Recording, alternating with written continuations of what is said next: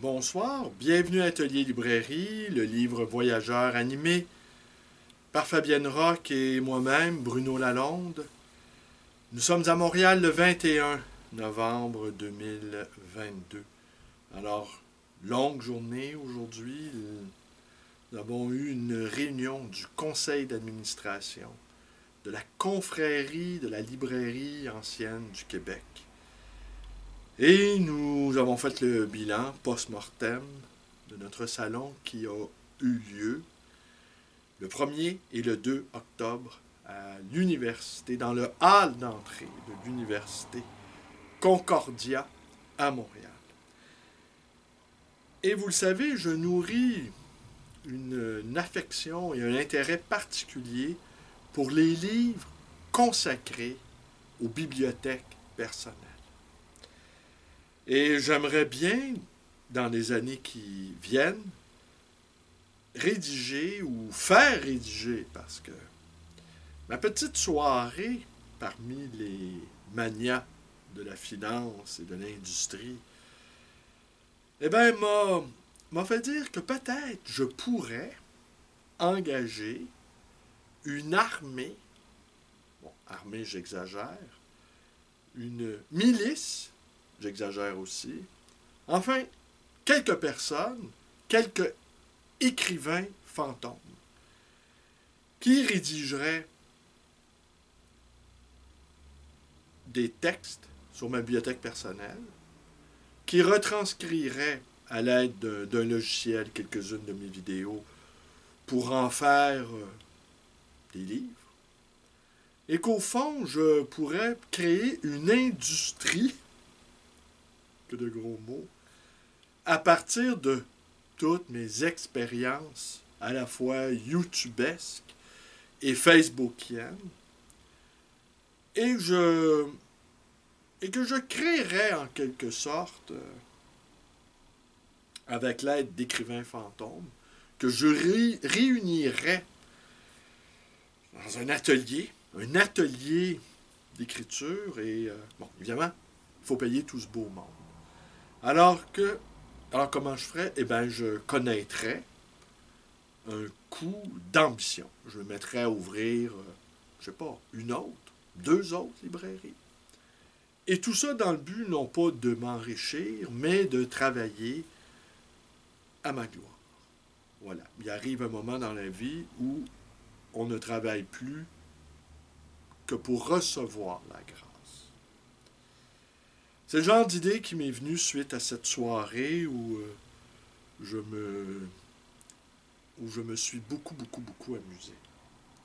Je me suis beaucoup amusé, mais parfois je pensais à mon père et je pensais également à la guerre qui vient. Et je me demandais, la guerre qui vient, là, qui est en train de se dérouler sous nos yeux, qui va sans doute s'aggraver, malheureusement. Je ne vois pas de sortie de crise. Hein? Ou encore une autre expression qu'on entendait souvent, la feuille de route. Hein? Vous vous souvenez des affrontements israélo-palestiniens qui ont débuté les semaines qui ont suivi les attentats du 11 septembre. Depuis lors, les Israéliens ont construit un mur les séparant de la Palestine, et ça devient et le contrôle policier étant devenu ce qu'il est, c'est devenu extrêmement compliqué pour les Palestiniens d'avoir recours à des actions visant à déstabiliser l'État israélien. C'est devenu difficile dans son fondement même. Et à l'époque, il y avait des feuilles de route. Les dirigeants des deux pays, avec l'aide des Américains, établissaient des feuilles de route. Ça m'a toujours fait rire comme expression, feuille de route, mais bon. Et avec un échéancier, mais tout ça n'a jamais donné aucun résultat. Et aussi, on entendait sortie de crise. Feuille de route et sortie de crise allant main dans la main sur des chemins hasardeux. Il n'y a eu... Les feuilles de route, ça n'existe plus. et les sorties de crise n'existent plus non plus. Nous sommes maintenant figés dans un statu quo qui est très certainement désespérant pour les deux peuples.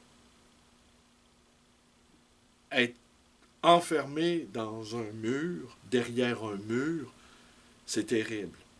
Et être celui qui fait le mur pour se protéger de l'autre, à mon sens, ce n'est pas non plus une solution. C'est comme être gardien de prison. Être gardien de prison, c'est être aussi emprisonné. Et c'est aussi vivre une expérience carcérale. Alors, dans le cas du conflit, dans le cas de l'agression russe en Ukraine, je ne vois pas de sortie de crise et je ne vois pas de feuille de route dans les cartons. Et ce qu'on comprend aussi avec cette guerre, c'est que beaucoup, pour comprendre la nature de cette guerre, eh bien, il faut étudier. Il faut retourner aux livres d'histoire et examiner la période qui a précédé la Deuxième Guerre mondiale, où on a vu dans nos démocraties un engouement pour des régimes autoritaires. On a vu également apparaître sur la planète des régimes autoritaires qui, dans certains cas, ont bradé même la démocratie, qui l'ont abolie, tout simplement. La démocratie reste toujours quelque chose d'hasardeux, de difficile à maintenir.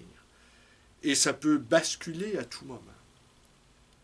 Alors, pour comprendre ce qui est et ce qui vient, il faut se tourner vers la connaissance.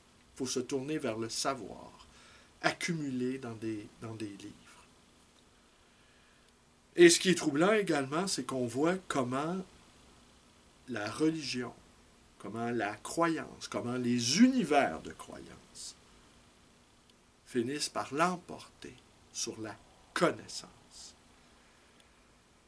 Pour moi, c'est extrêmement troublant. Et la réflexion que je me faisais lors de ce bal viennois autrichien, eh bien, c'est que les grands personnages qu'on a pu voir, et ce qui est curieux aussi dans ce genre de soirée, c'est inutile. D'abord, on ne demande pas aux gens autour de nous, qui sont à la même table, attablés avec nous, ce qu'ils font dans leur vie. C'est demander, rendu là, tu ne demandes pas aux gens ce qu'ils font. C'est entendu qu'ils font quelque chose d'extrêmement important. Et c'est entendu également que les gens qui sont dans ce genre d'endroit font des choses extrêmement importantes également. Alors, c'est ce que je confiais à Fabienne ce matin.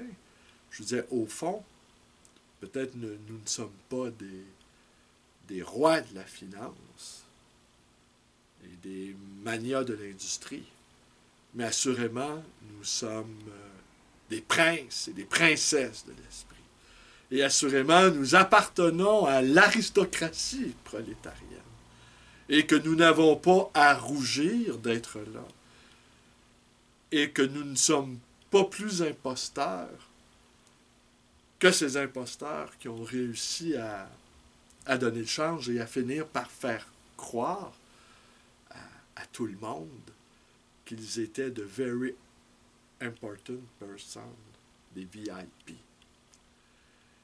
Et aussi, je dois vous confier que donc, pensant à cette agression russe en Ukraine, je me demandais combien de ces grandes fortunes vont disparaître. Parce que les guerres, c'est l'occasion de détruire beaucoup de fortunes. Et c'est l'occasion aussi d'en voir naître des nouvelles. Et comment ce jeu-là va jouer? Et je me posais la question, en écoutant Strauss, si ces grands manias de l'industrie ou de la finance avaient, avaient enregistré dans leurs calculs de probabilité et d'hypothèse les occasions d'affaires qui pourraient se présenter devant devant cette guerre qui monte, ou encore avaient-ils réfléchi à comment protéger leur patrimoine. Et il y a un ami qui s'étonnait aujourd'hui comment quelqu'un de gauche comme toi a pu se retrouver là, me demandait-il. Et je lui ai répondu qu'au fond, il n'y avait que des gens de gauche pour apprécier à sa juste mesure ce genre de spectacle. Et qu'il n'y avait peut-être que des gens de gauche pour apprécier à ce point la musique de Richard Strauss. Parce que ça aussi, c'est frappant comment la culture, quand c'est vraiment une activité réelle, profonde, eh bien, ça n'enrichit pas son âme. Et que, oui, on peut quand même se doter d'un vernis, on peut revêtir des formes d'apparat avantageuses, prouvant, témoignant de notre rang et de notre culture.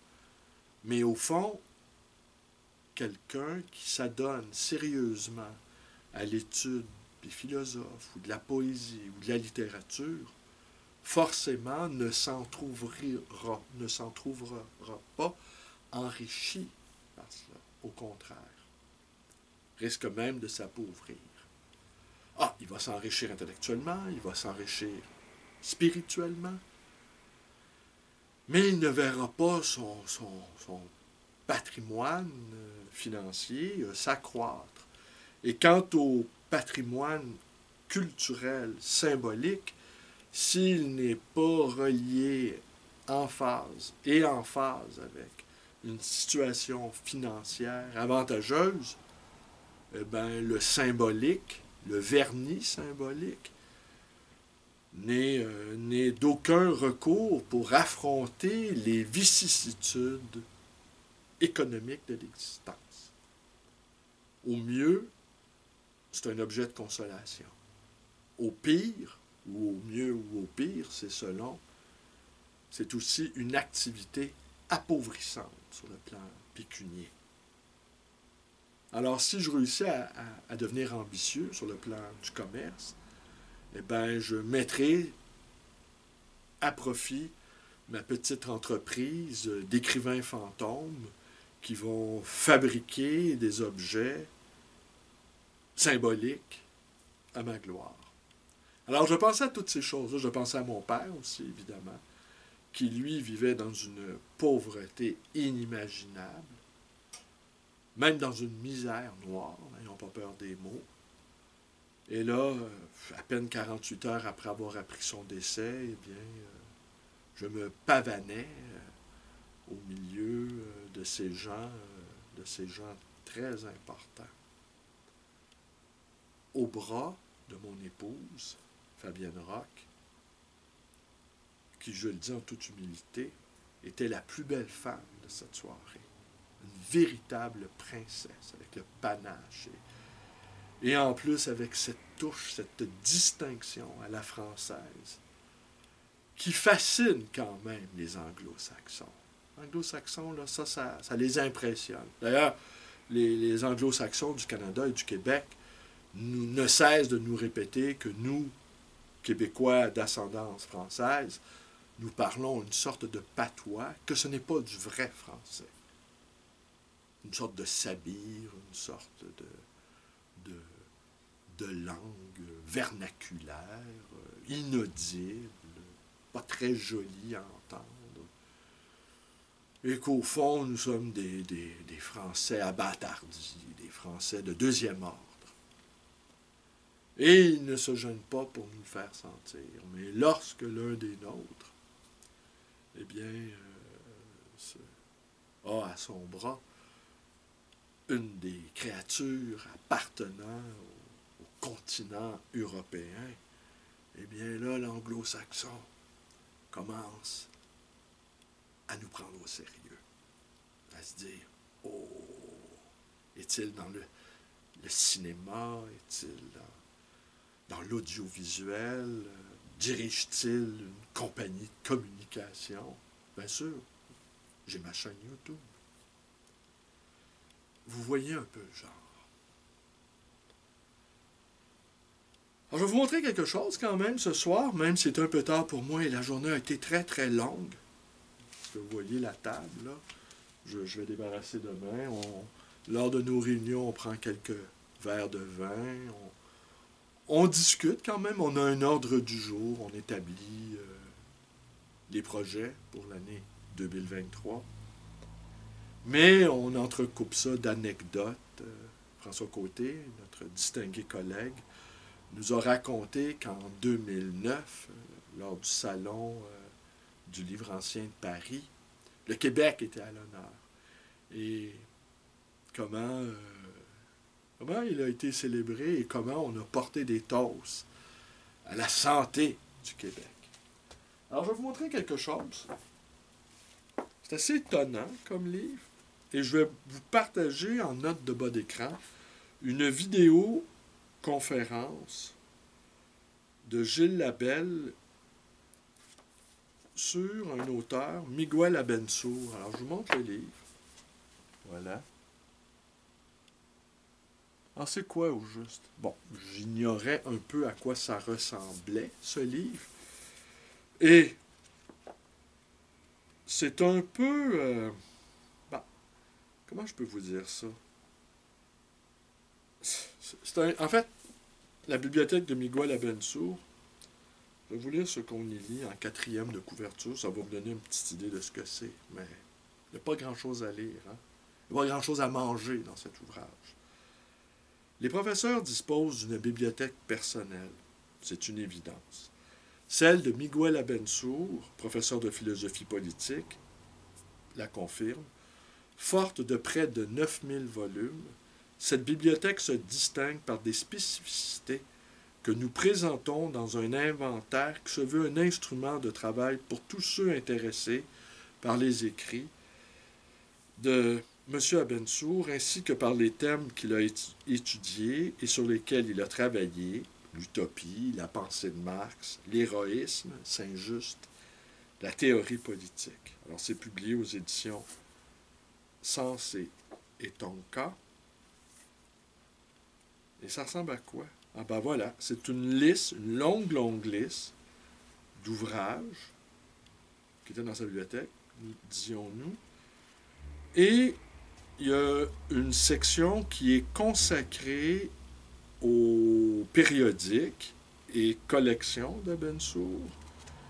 Et il y a un autre passage qui est consacré aux ouvrages qu'il a annotés et des photos de livres.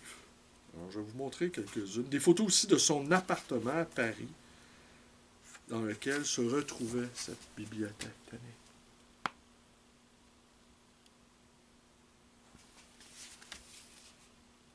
Je vous montre autre chose. Alors, la porte même de son appartement. Et le papier peint. Et d'ailleurs, c'est le papier peint de l'appartement que l'on retrouve en page couverture.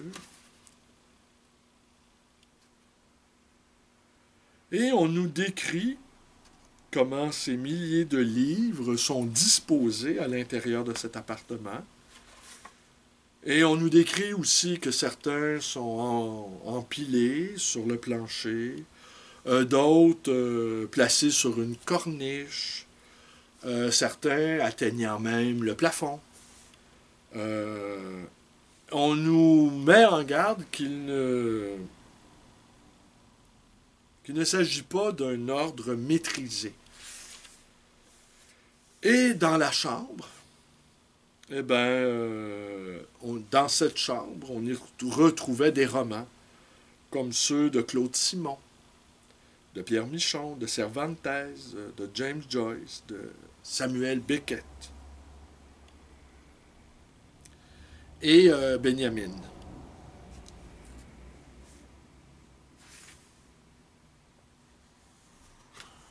Alors vous voyez, attendez, je vous montre une autre photo et on reconnaît ici le célèbre livre de Walter Benjamin, Paris, capitale du 19e siècle, sur les traces de Charles Baudelaire, le marcheur infatigable. Alors, vous voyez, commander un livre sur Internet d'un auteur qu'on connaît très mal, ce qui est mon cas, je connais très très mal Abensour, uniquement parce que j'avais envie de voir les livres de sa bibliothèque. Ça, allez, encore, allez, je ne peux pas dire que ça va vous épargner d'acheter un truc à 27 euros.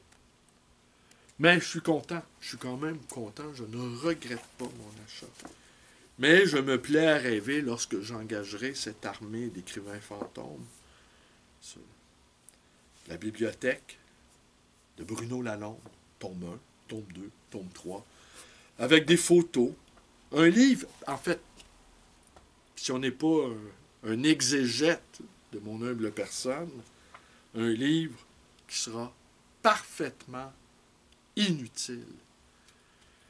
Mais l'inutilité poussée à ce point, c'est de l'art. C'est de l'art. C'est de la désinvolture. Mais je vais quand même examiner. Je vois qu'il a beaucoup de livres de Claude Roy. Ça, c'est pas anecdotique. Ben, il y a quelques livres de Claude Roy. Il y a aussi Olivier Roy, le spécialiste des questions religieuses. Philip Roth, c'est un grand lecteur de Philip Roth. Et la préface. Regardez, par exemple, on va rester un peu, ça va nous rappeler quelques réminiscences. Examinez attentivement. La bibliothèque révèle un agencement topographique qui semble répondre aux souhaits d'Abby Warburg, sans d'ailleurs que M. Abensour n'y s'y soit explicitement référé. Ainsi, dans le bureau, un regard circulaire conduit à découvrir d'abord, vous sentez le suspense, hein?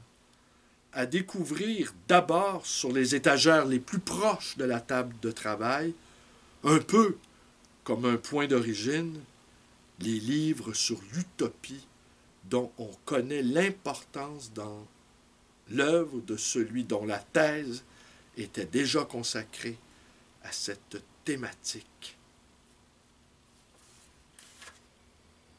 Ben, l'utopie, je vous dirais,